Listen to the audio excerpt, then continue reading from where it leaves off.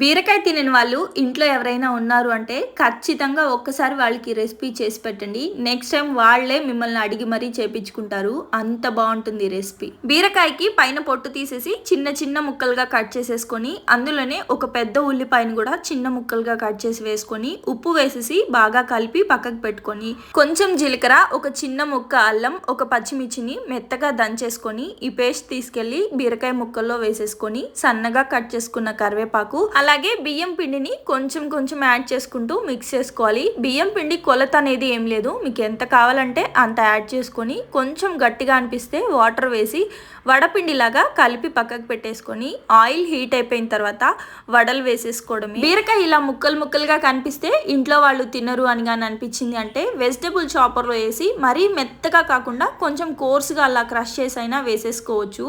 Taste మాత్రం చాలా అంటే చాలా బాగుంటుంది. ఒకసారి ట్రై చేయండి.